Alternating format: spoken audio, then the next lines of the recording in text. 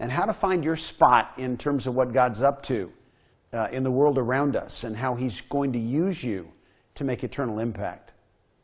But these next couple of times together, we're going to really do what Jesus did, and that was to get ready for what was to come.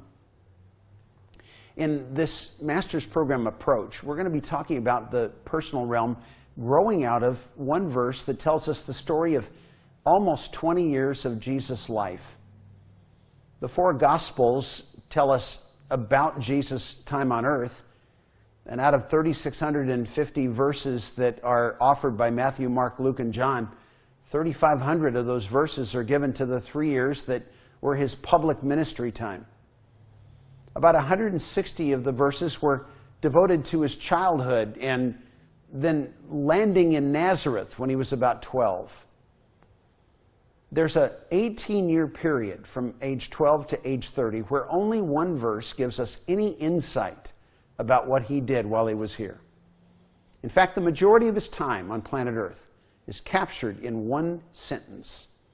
Luke 2:52 says, "And Jesus grew in wisdom and stature, in favor with God and men." What we're going to be talking about is the way Jesus prepared for His adult life. There were four critical paths that He ran down: wisdom, stature, favor with God, and favor with men. Wisdom is about the mind. Stature is about the body. Favor with God is about the spirit, and favor with men is about the soul.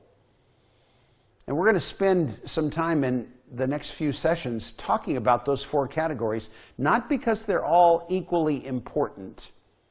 There's a disconnect between our culture and God's perspective about life. If we lined those four categories up in terms of importance in the culture, we would probably find that the physical is most important.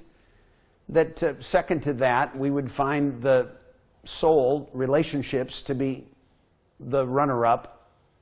The spirit would take last in the lineup. The mind would become important, but it's amazing how many people let their minds go to waste. Well, we're going to find that God has almost an exactly opposite approach to those. That the spirit is the most important. It's a runner-up relationship between the soul and the mind. And last in line is probably the body.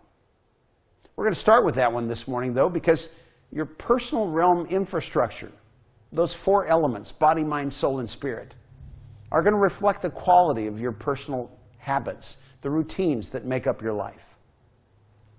There's an infrastructure that every business has. There's an infrastructure that every community has. When you got up this morning and went after life, you probably found that there were four things that were critical for you to even make sense of the day. Power and water and sewer and roads are necessary to get up and get rolling and get where you want to go.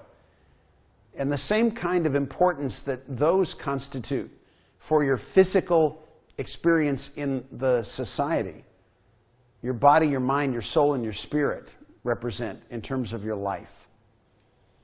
And on all four fronts, we're going to be asking you to think about where you stand today. Are those categories for you right now in decline?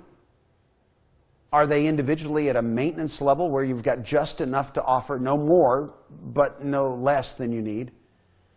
Or are you developing an expansion potential to have more physical, intellectual, relational, and spiritual capacity than your life currently requires?